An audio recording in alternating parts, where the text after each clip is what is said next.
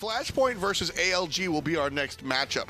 As I said earlier, with the 2 losses going to Noble, that means ALG has to wind up with anything but 2 losses in order to avoid their tie and wind up a little bit ahead of where Noble is. Flashpoint versus ALG, both of these teams have had their struggles with this matchup. What's your take? I would really like to see a little bit more out of Incon and Mirage this go round from Flashpoint, and I think that they actually have it in them to potentially cause an upset here. Ooh, an upset out of Incon and Mirage. She's going to be looking towards the jungle and the mid lane. For me personally, I think ALG are going to have to do some work in the jungle as well. Weekend is going to have to really step it up and see what he can bring to the party. And our hosts of that party will be Anatoly and Ryan Agro-Bailey. Guys, why don't you bring us the action? Thank you very much, F. and Taco. Here we are. We're ready to go. Flashpoint Esports up against Team Allegiance, and as they mentioned on the desk there, Toly, there are a lot of standing repercussions depending on the outcome of this game, not only for Team Allegiance, but Flashpoint isn't, locked into that 8th seed. If they find a 2-0 victory here, that could make a tiebreaker situation between Allegiance and Noble for that 8th spot. Absolutely. The magic key number here is just 1 for Team Allegiance. Yes. They find 1 win, they're going to be 1 step above the ladder for Noble. They're not going to have to worry about any tiebreaker scenarios, and Flashpoint could go over with a 2-0 victory. Getting 6 points would be 1 point over Noble. That's right. So either way, we're going to have to wait and see at the outcome of this set. Early bans, a little bit surprising. Hunbat's not necessarily a weakened god necessarily, but can certainly have it in his god pool, which is a very strong god overall. And the Morgan taken away from CycloneSpin. The picks are in early on here. Sylvanus going to be the selection for Flashpoint in the support role. And then the early Awilix Poseidon here for Allegiance. That tells me that they want pressure in that mid-jungle duo. That's what it seems like to me. The early game is the key factor for Team Allegiance. They're a very momentum-based team. They want to find any sort of disadvantage to exploit on the opposition side, whereas Flashpoint looking like they're going to play rather very carefully here, picking up Sylvanus very early on the draft. Also having this Thor now for a little bit of added global pressure. Yeah, good pressure for themselves in that jungle and that global ultimate. Definitely something that Allegiance is going to have to try and match. We've already got that mid jungle locked in here for ALG. Got a couple options with where they can go, and it's going to be the Bacchus. Surprisingly enough, if you would have told me Bacchus was picked in this match, I would have guaranteed it was going to Shadowq on Flashpoint. That's what I thought. But it's going to be for PBM here for ALG. And they're 2 very similar players, honestly. They even sound alike. If you put them in a mumble server and That's you just true, close your eyes so you don't know who's talking, you just wouldn't be able to guess, honestly. And this composition here, though, out of Team Allegiance is very burst-oriented. Poseidon, Bacchus, Awilix. Normally, you see those 2 gods between mid and support paired up with the Nemesis, but Awilix is also a great idea, using advantage of the knockups. Absolutely. Bacchus can create a gravity surge opportunity for Weekend in the jungle. And remember, PBM, he learned a lot of his support style from Shadowq. He was kind of his mentor, if you will, during his early stages of his career. So now PBM's got a chance to show his old mentor who the new master is in town in the support role. A couple of warriors banned away early on here. Terra is kind of a warrior at this stage. Basically, that's a solo lane ban either way. Nike and Osiris, and then Scotty going to be the final ban up against Oceans for Team Allegiance. I like the Osiris ban as well because that's a very aggressive solo laner, and with the resurgence of Osiris being this aggressive, CycloneSpin is one of these guys that's just not afraid to be aggressive, and you put a guy like that under his belt, he's going to be doing wonders. And not to mention the way he transitions in team fights, going to have that anti-healing, not being able to take advantage of that Sylvanus. Yeah, really solid ban there. 2 gods that have seen a lot of recent success in that Osiris and Scotty. Not going to be able to give it to either of the side laners for Team Allegiance, who still do need both of those side lanes locked in, we would assume. The Hunter and solo laner. It's going to be Ram, the selection for Oceans.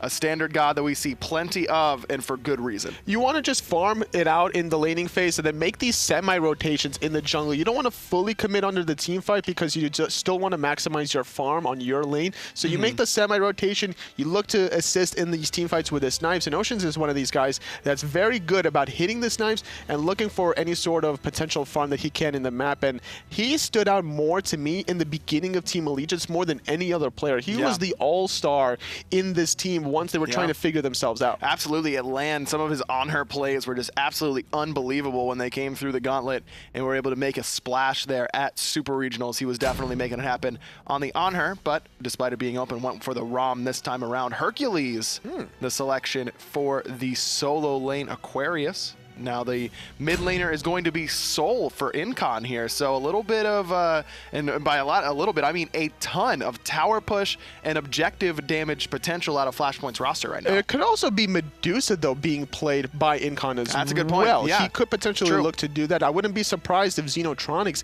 does play that Soul, because if you remember back to Luminosity days during the group lands between Barracuda and XenoTronics, we actually saw a lot of Xingwei and a lot of Soul being flexed between those two players specifically. So I'm expecting XenoTronics to play this Fire Goddess. That's true. That's a very good point. We haven't seen a lot of Soul recently, though that she did receive some recent buffs in terms of what she can go for. But the Kuzenbo in the solo lane, we anticipate, at least, though with CycloneSpin, you never know. He could pull out something like the Bacchus, but a god that many thought wouldn't see a whole lot of competitive play is definitely there, at least a little bit overall. You saw Maniac play it, and then it got banned away from Maniac, so multiple picks and bans early on here in Kuzenbo's availability at the SPL. And this is why Allegiance is such a scary team. You know, having the second pick, having the counter matchup in that solo lane, and CycloneSpin is a guy that likes to also experiment anytime he has the opportunity to do so. Last week, he was able to bring out the Morrigan. Now, not to great success,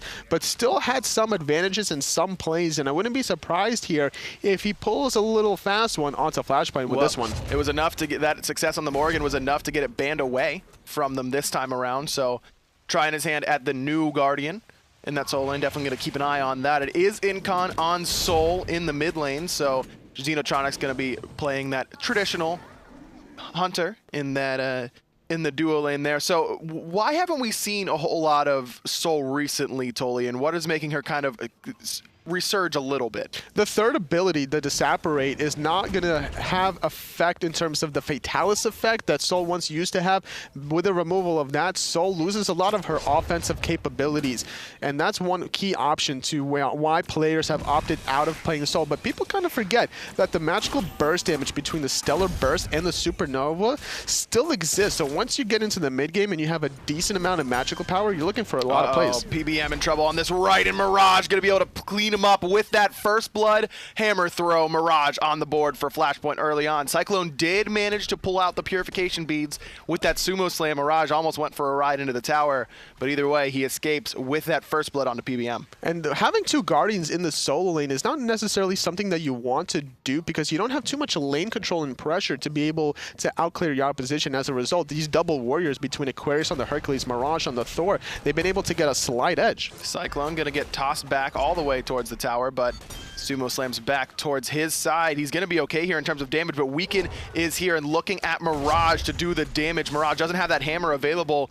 but Weaken without the ultimate, without the damage. Aquarius, there it is. Mirage gets number two early. Where's the beads? He got pulled in. He was going to definitely get pushed back into danger, not respecting the damage potential. But out of Mirage and Aquarius, Weaken taking the second spill for Team Allegiance. Oh, Aquarius once more. He's not done in this solo lane. Cyclone, again, still has that dash, but takes a lot of damage from Mirage once more. Aquarius and Mirage are absolutely dominating this right side of the map right now for Flashpoint. Shutting down any sort of early potential out of Team Allegiance, and with Weaken taking a spill on this Awilix and now having a one-level disadvantage to Mirage's Thor, the global pressure has now come online for Flashpoint. They're able to really look for another play here. Is there a worse feeling for CycloneSpin? I mean, you could talk about this as a solo laner, to watch your Guardian come and help you out, well, then he gets killed, and then your jungle comes to help you out, and well, he gets killed as well, and you're just sitting there like, okay, no one else come to my lane ever again. I'm soloing the rest of this match. At this point, this is something that CycloneSpin has to consider potentially, unless he's going to get ganked here by Mirage continuously. But I don't necessarily expect that to happen, being so tanky on a Guardian with Mark of the Vanguard. You're not really worried about too much danger here in the form of CycloneSpin. All you have to do is just look for the farms and look for the levels to make those rotations in the team fights, because Kuzenbo will still have a little bit of control finding the sumo slam onto somebody to get them out of position, not to mention the disorientation with the knockups of his ultimates. Shadowq here with Mirage trying to invade on Allegiance's red buff. Flashpoint, they weren't the ones who drafted for the early game as much as Allegiance did, I would say, with this Awilix Poseidon combination. Weaken steals away that red buff with the cheeky little 3 there, but it looked like Allegiance really wanted to prioritize the pressure, at least in the mid lane, but they haven't had it quite yet. It's Flashpoint who have really been dictating the pace in terms of these invades. And also, as a result of all the lack of pressure that Allegiance had in the mid and the solo lane, Flashpoint was able to respond in kind in the dual lane. They shut down Oceans in a 2v1 advantage for Flashpoint, taking away some of his buffs, and we see this 2-level disadvantage between this Medusa and the Ram. Yeah, huge advantage right now for XenoTronics, and Flashpoint going to put that to work right now, pulling up this Gold Fury. No one from Allegiance is even close. Incon has that Stellar Burst and Supernova combination available to secure this if necessary, and he will do just that. Flashpoint secure the first big objective of the game. Gold Fury goes down pre-5 minutes, which isn't a death sentence necessarily because it's not worth that much gold, but being up 2,300 gold before 5 minutes, that's fairly significant. With a 3,000 experience to boot as well. This is a different kind of Flashpoint than what I'm used to seeing to start things off in the SPL Spring Split of Season 4. Looking like they've made these adaptations to great success and stride, really taking advantage of the mispositioning out of Allegiance. This double warrior combination between Herc and Thor really setting the pace with these 2 kills, and now having the Gold Fury, Mirage is on a good pace here. And now he's going to try and say hello to CycloneSpin once more. Cyclone's been on the receiving end of this combo a couple times. Love the idea from Aquarius to hold the push and hope that CycloneSpin would panic and use that sumo slam. Cyclone a little bit too tenured to make that rookie mistake, but either way, like the thought process there out of the rookie solo laner for Flashpoint. XenoTronics 3 levels ahead. Make that 2 actually, as Oceans just dings level 7 here, having the mobility online on this Medusa. Let's see what he goes for as he goes back to the base. Going to start onto that Transcendence, very typical style out of Medusa, as she is more ability based. It looks like Oceans is going to go for a Transcendence of his own, gone for the Death Stole, which is standard for the Ram, less ability based than that of XenoTronics, but why do we see Oceans going for that? Hold that thought. A Cyclone gonna eat a dunk there from Mirage, but responds with an ultimate of his own. 4 members here from Allegiance trying to respond into the pressure that Flashpoint has put onto the solo lane, but Flashpoint able to get out of danger without much issue. Going back to this Hunter pickup here, we usually see the Devourer's Gauntlets if you're gonna see a stacking item on the Ram. Why the Transcendence here? It seems to me that Oceans recognizes he's going to be so far behind in this laning phase that he wants the MP5 to stay in there as long as possible, throw out the arrows whenever he needs to. And not only that, when he does make these semi-rotations, he's going to need that physical power spike to be able to do more damage on those snipes to secure some kills. He's not necessarily worried about lifestealing because he's not going to put himself in a position to get boxed out by XenoTronics in the first place. That's a great point as well about the snipes in particular, because those everyone knows that ROM snipes do a lot of damage, but the scaling on them is very, very high. And while the rest of his kit may not synergize great with Transcendence, the ultimate certainly will. So Ocean's definitely going to look to make the plays from a distance with that ultimate. We can just popping in here, making sure XenoTronics knows he's got his eye on him and is going to retreat back to his jungle. Already dropped the red buff for Allegiance, but got to try and defend this purple 3-man grouping up against the 4 from Team Allegiance. So Flashpoint going to concede the enemy buffs because Mirage has really spent the majority of his time on this right-hand side. And with the way Aquarius has played early on in this game, I can't really blame him totally. The setup has just been on point. Every time Thor stuns, that's a guaranteed pull-push combination from Aquarius. And the timing of the gank earlier on by Allegiance was pretty well timed, considering Gold Fury was not available for either team to pick up. But the fact of the matter is they're still down so much experience that every single time that they make these rotations, they're giving up farm in the laning phase. And they were down about 3,000 experience earlier on. It's now been 4,000 the past couple minutes. It's only getting worse for Allegiance at the moment. And again, Mirage just hanging out on this right-hand side. CycloneSpin clearly the focus in this matchup. And if you're going to get focused in the solo lane, Tully, would you rather have a passive Guardian like a Kuzenbo, or would you rather be a more aggressive warrior that could maybe try and turn it around? Definitely just a passive Guardian, because you don't need the farm necessarily to make an impact in the game. You just need the levels. As long as you're not being zoned out of experience, you're still going to make your presence known. Once level the 12-minute mark and above happens, you know, everyone's going to be level 12. You're going to find that second relic opportunity. And now going for some more cooldown reduction on the form of CycloneSpin. This is the point in time where he could look to start looking for some plays, unless he's going to go for a Hide of Nemean Lion, trying to synergize with his Thorns. Certainly could. XenoTronics going to have a tough time dealing with CycloneSpin if he's ever able to safely get out of this laning phase, though he's done a good job so far despite the 2 kills happening in his lane. He's sitting a little bit about a level and a half down to that of Aquarius.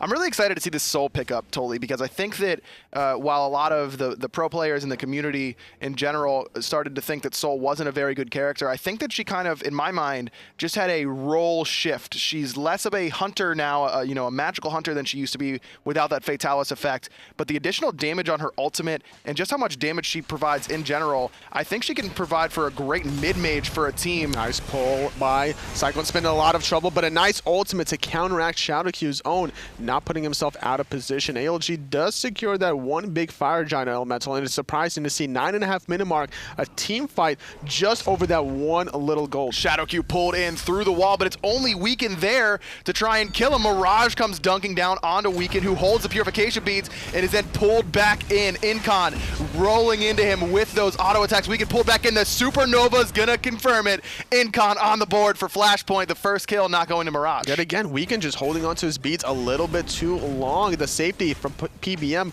was not enough to really save his jungler, and with that Flashpoint, they have a one-man advantage, feeling very confident with the rotation from XenoTronics, grabbing themselves this Portal Demon. And once more, we've seen this problem, I think, over and over again from Allegiance, Totally, is that they don't feel like they are the aggressors, and that's very surprising to me with the roster that they have. They're kind of just waiting for the enemy to make a mistake in some situations, but in that point, it was actually Allegiance making the mistake. Weekend alone on those right side mid Harpies pulls in Shadowq to literally no follow-up. That's the last person that Weekend was definitely looking for there. And I like the idea and the mindset trying to look for the play through those mid-Harpies. You can definitely catch a lot of people slipping around that corner. It's not necessarily the easiest place to pull from, but it takes a lot of execution. Weekend could potentially look for that. Gold Fury, though, very low. PBM's here. There's the flop. The Intoxicate as well. Gold Fury still goes the way of Flashpoint, and PBM may pay for it. Knock up from Shadowq. The meditation is enough to save PBM's life for now, but another great pull coming out of Shadow. Secures the kill for XenoTronics. Metyankey trying to answer back. Still has that Kraken waiting to use it. It's going to be Shadowq the target, and Allegiance is on the board courtesy of Metyankey's big old duck coming out of the ground.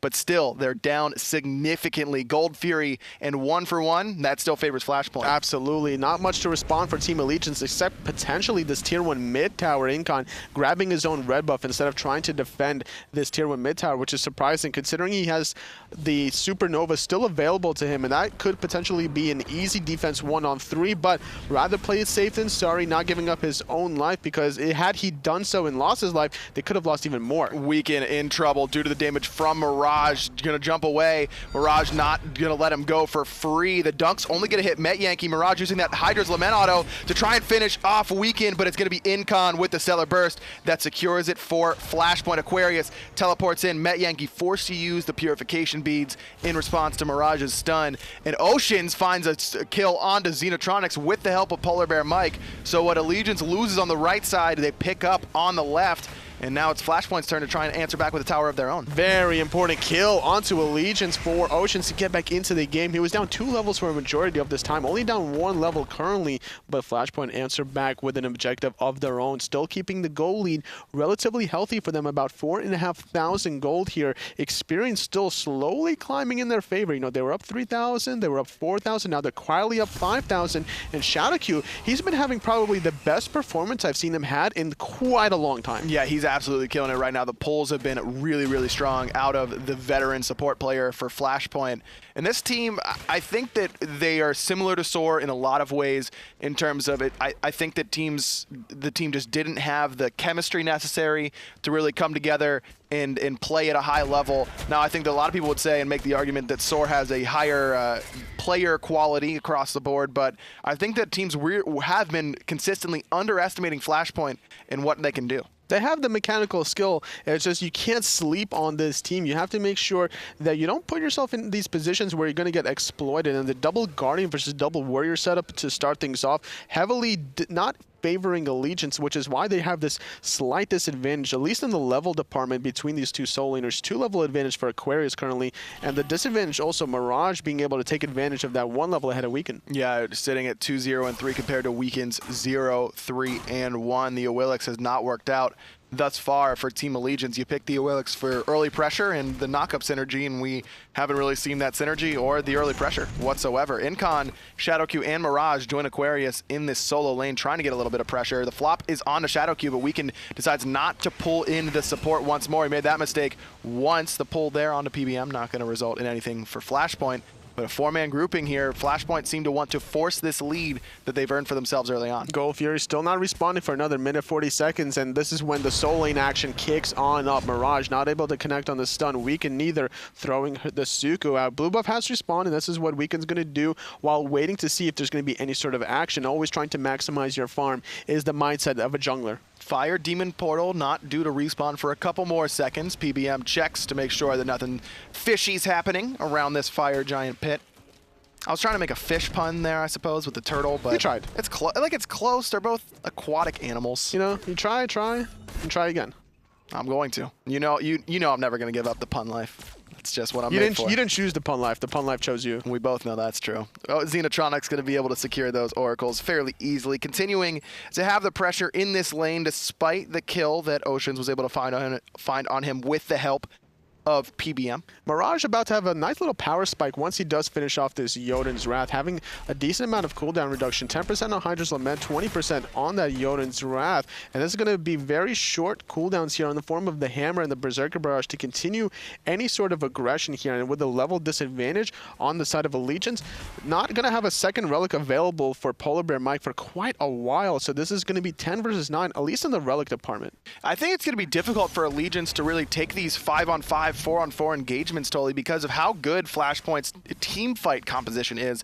It's not the typical, you know, Hunbats, Zeus sort of team fighting composition where it's just a ton of AoE, but they just have consistent damage across the board with an excellent frontliner here between Shadowq and Aquarius. Something I just realized is Allegiance doesn't really have this long-range setup compared to Flashpoint. Who's going to do the long... Like, you have to commit PBM to belly flopping from far away, but then he's going to be out of position to do so. And whereas you look at Flashpoint, they have, you know, the Thor stun, they have the Hercules pull, which doesn't put him out of position, the pull also from Shadowq, not to mention the root. Flashpoint just has all these safe engagements, whereas Allegiance has to put themselves in a little riskier spot to find the engagements. Well, Weekend already has to use those purification beads just due to the damage of the stun double tap combination coming out of Mirage, who still has not completed that Jotun's Wrath. Portal Demon was the focus for a moment there for Flashpoint, but decided against it, with most of Allegiance there trying to dissuade them from doing it. Talking about the 10 versus 9 relic department, that 10th relic for Flashpoint, Shadowq picking up that Aegis is a great opportunity to really continue to bait himself against Allegiance, and more importantly, specifically against Metyankey's Kraken here. Doing a good job is Incon trying to bait out members from Allegiance, just throwing out the particle effects. If some members from Allegiance are in the distance, they'll see these particles, they might want to overcommit a little bit, and that can give Flashpoint the opportunity to get that person out of position. Not only that, but stacking up the Soul passive, gaining extra attack speed and damage with that heat. Incon now has the Stellar Burst and the first ability maxed, so he's going to be able to pop that heat up pretty quickly, and that's where Soul really starts to... No, he's actually leveling to Disapparate before the Radiance. So why do you think that is, Toli? It's an interesting idea. Trying to have a little bit more mobility on the side of the Disapparate is not a bad idea, but having more heat is just going to give you more offensive capability. Considering how safe Flashpoint's composition is, Disapparate not really completely necessary, I feel like, for Incon, but it's just a small little min-max thing that doesn't really matter considering how successful Flashpoint currently is. The slow immunity comes in big up against Metyankey, and if he can get into that corporeal form, then he can get out of the damage of that Kraken. And one of the reasons that we saw a lot of Soul players leveling that Radiance was because of the extra heal that you would get whenever you leveled it, but that's no longer a part of leveling that ability. You immediately get a pretty big heal right away from just rank 1 of Radiance. So a little bit of a switch up here from Incon, and I really like the idea coming out of the mid laner. Gold Fury started up very low by Allegiance very quickly. Yeah, XenoTronics has got to make a play soon. He's got that Petrify, comes around the corner and pops it and steals it away. Weekend, he's got no beads, and Xeno gets the kill for his efforts. Oceans trying to get away from Mirage and will be able to do so, but Flashpoint steal away the Gold Fury and the life of the enemy jungler. Nothing is going right for Allegiance here. They made a nice little attempt onto this Gold Fury, but they didn't have the vision underneath those left side mid-harpies on the aggressive side, so hovering around that corner was XenoTronics, and that's the beauty of Smite. You're able to hug around some of these walls and corners using the camera to your advantage to still see what's going on and then make the necessary plays, and that's one ability, the Petrify, that's so important. Like that, if you can execute that in a sneaky fashion like that, you can turn a team fight completely on its head. Flashpoint and XenoTronics has turned this game completely on its head. That Gold Fury could have put Allegiance right back into this one. Instead, it might be the last nail in the coffin as the tier 1 tower falls, the tier 2 tower falls, and now Flashpoint is up almost 10,000 gold just like that. Portal Demon gonna be secured by Flashpoint here as well, and that's gonna mean another bunch of gold in their favor, 150 gold per player.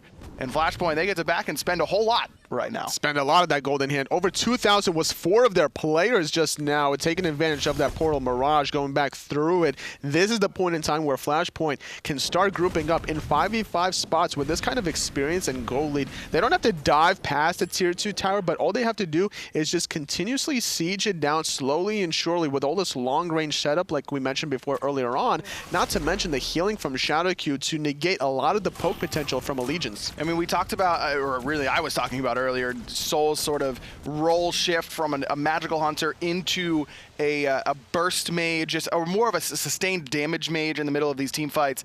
But even with those nerfs, she can still push towers like basically no other with that passive. Incon doesn't have any real penetration online yet outside of the pen boots and the Dynasty Plate Helm, so no late game Obsidian Shard to make sure that Soul can really shred these towers, but between the Soul and the Medusa for XenoTronics, these towers are not going to stand for long. Allegiance going to have to make a quick decision in terms of defending them. And the ward positioning has just been on point from Flashpoint, denying any sort of vision from Allegiance on the corner. Makes it very difficult for Weekend to position himself behind the members of Flashpoint, trying to take advantage of the blink opportunity engagements for this Awilix. This is one of the problems with Awilix, I think, Toli, is that she's amazing when you're ahead. When the enemy team is running from you, there are very few gods you'd rather have, as CycloneSpin gets pulled back in and has to use that watery grave as a response, but he does get the beads out of XenoTronics there, so not the end of the world in terms of using that ultimate. But when you're playing Awilix and the enemy team is sieging you down, it is very difficult to fulfill your role.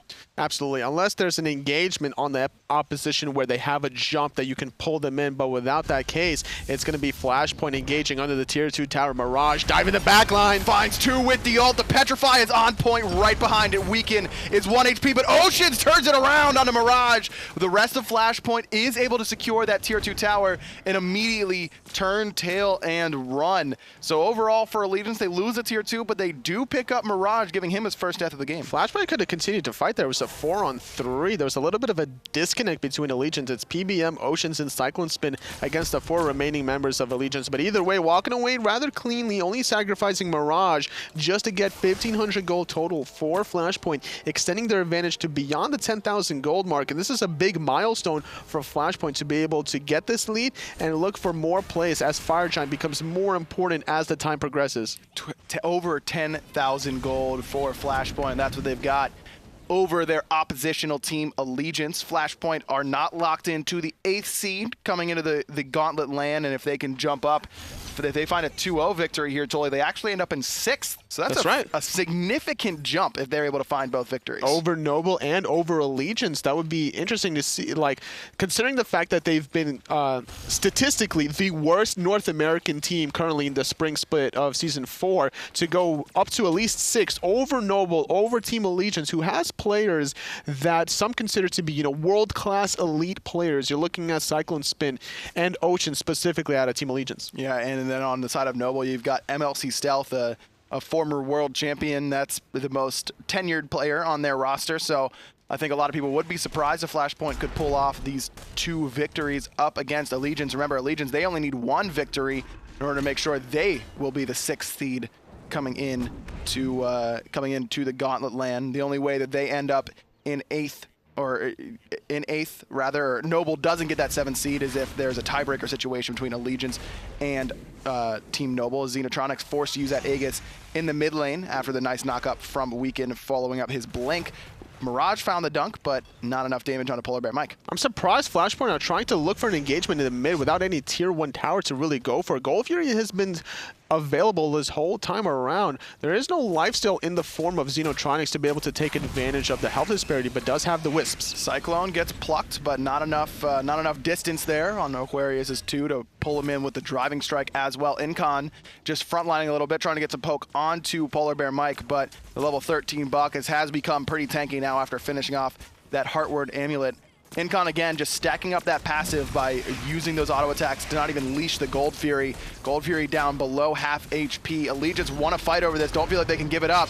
A lot of damage onto PBM. The Petrify comes out from XenoTronics, but not enough to secure a kill. CycloneSpin still in that front line. Meditation popped by Allegiance as Aquarius is around trying to deal with Oceans. The Kraken's egg is out by Incon. Weaken dives into 3. Good amount of damage onto the jungler, and Oceans bought himself some time up into his ultimate. Aquarius not going to be able to chase him down, but it's enough to get everyone back. 2-man dunk there from Mirage. The wall's beautiful as well. Metyankey on the run. The Supernova is nowhere near close to home there for Incon, though. The pull onto PBM. He might be the first victim. Nice driving strike. CycloneSpin's ultimate wasn't in time. Great stun from Mirage, but it doesn't matter. I thought the teleport wasn't going to go through. Incon finding the second kill for his teammates in that encounter. 5-on-3 now. It's going to allow Flashpoint to get another 1,500 gold off of this tier 2 mid. Are you surprised that Allegiance fought over that Gold Fury being down as much as they are? Not necessarily, because Mirage's ultimate was not available. XenoTronics beads was not available. This could have been a great opportunity because CycloneSpin, he tried to bait himself in a position to take a lot of damage using the Thorns as well as the Thorns from his Relic,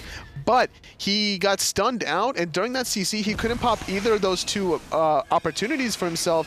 He was about half health before he popped his Relic and his Thorns ability, and he was just completely out of the fight. And not to mention, Aquarius diving the backline, Oceans was eliminated from that fight. And Oceans has really been the only hope for Allegiance in these mid to late game team fights. He was the one who found the turnaround kill onto Mirage when he was diving Weaken on that right-hand side. It's going to be difficult for Allegiance to fight into it without this Hunter in the late game. Aquarius definitely fulfilling his role in that last engagement. Allegiance do secure this Gold Fury, knocking down that lead slightly down below 12,000 gold. But Flashpoint, they got the Portal Demon, and they're looking at this big brother, the Fire Giant itself. PBM is here, gonna have to try and make a steal happen, I think, Tully. That's really the Allegiance's only hope at this stage. PBM waiting, there's the belly flop in, but it goes the way of Flashpoint. PBM not able to steal it away, courtesy of that Petrify from XenoTronics, which usually is reserved as a team fighting ultimate, but in this game, it's been the objective ultimate. I don't mind that potential steal attempt by PolarBearMike in this spot when you're down 12,000 gold. Yeah. You want to try to deny the Fire Giant. You know, you still have all your 2 Phoenixes rather available, so you don't have to worry about Fire Minions going into your Titan room necessarily. And had that Fire Giant steal been successful for PBM, it would have delayed Flashpoint just a little bit. Well, right side Phoenix gonna fall pretty quickly here to that of Flashpoint. Oceans and Weaken were split pushing that left, but decided to back before getting this tier 2 tower. Thought they might just try and get that 1,500 gold for themselves. Shadowq not going to get knocked up, knows exactly what he has to be wary of when it comes to Awilix being on the other team. Had those 2 members from Allegiance committed under that tier 2 tower, Flashpoint just would have put their pedal to the metal straight to the Titan room. It would have been a 5-on-2 position for Allegiance, and it would have been very difficult to really hold on to the Titan. So valuing the health and safety of their Titan way more than just that 1,500 gold on the left. Either way, Flashpoint, they're in a commanding position right now, totally up right around 13,000 gold. All 5 members with the Fire Giant for quite some time still. It's going to be difficult for Allegiance to fight back into this one. Just looking back at what kind of transpired in this game, where do you think Allegiance kind of dropped the ball? Honestly, it was like we mentioned before, the double Guardians versus double Warriors, which actually, it should have been advantageous for Flashpoint a little bit, but not to the point where they're getting kills. These 2 kills were very important for Flashpoint to get into momentum, and not only that, while that was happening on the right-hand side, the left-hand side, it was XenoTronics and Shadowq that was in a 2v1 against Oceans, and that disparity allowed the purple buff and the red buff to be stripped away from the members of Allegiance, not having the experience necessary, disadvantage for Oceans throughout the early laning phase. That's right. Oceans didn't get any pressure on that left-hand side because of the kind of combination that Allegiance went with. And if you're going to give up that entire left side, you can't really afford to give up kills or your buffs on the right side. It's kind of exactly what happened to Allegiance so far here in Game 1. Not over yet, though. Still got 1 Phoenix to defend. Here we're at the 28-minute mark, and with 2 Tier 1 towers down for Team Allegiance, they could theoretically, if they are able to find a clean deicide here, get down and try and make a push into the enemy Titan room, especially with the late game Frenzy or something of the sort. No Frenzy picked up right now, though, for them to answer back to flashpoints picked up by Shadowq. 2 flickering rituals, 1 for Mirage, 1 for Incon. CycloneSpin getting pulled, double pulled into a nice push. The ultimate not enough. The damage is successful. Nice egg is coming out of Mirage, negating that Kraken, but PBM, he's in no man's land after that flop. Incon just deleted PBM. The wall is beautiful from Mirage. Oceans does get out until the pull is beautiful by Shadowq, and Xeno cleans up his ADC counterpart. Left side Phoenix gone. I think we could say the same for the Titan Toli. Flashpoint looking to end the spring split on a high note with a dominant performance up against Team Allegiance. So far, first game, Flashpoint, so successful. The pulls by Shadowq that whole entire game, very successful. Not to mention the double combination between Aquarius and Mirage has just been so impactful in terms of shutting down CycloneSpin in that early laning phase, having that level disparity. He didn't really get online when he wanted to, so when he did make these rotations in team fights, he was less of an impact for his team. It was just too late for that of Allegiance. Overall, Flashpoint had a couple of players with great games. Mirage with the 2 early kills. Aquarius, like you mentioned, really killed it. I mean, everyone had a great game. Now that I'm breaking it down, I mean, Incon looked great on the Soul, and with just the outright damage he was outputting. Shadowq with the pulls, and then XenoTronics, for me, makes the biggest play of the game. If Allegiance secure that Gold Fury, then Allegiance is probably back in that one, but it's actually Xeno who turns it around, not only stealing the Gold Fury and getting a kill, that opens up those 2 towers on that duo side for Flashpoint to secure it and really snowball the game out of control. And that was a play where Allegiance, they thought that they had the Gold Fury relatively safe. You can tell it was a very ambitious and bold move by them, considering the fact that they did that Gold Fury without having the aggressive vision to spot XenoTronics right around that corner.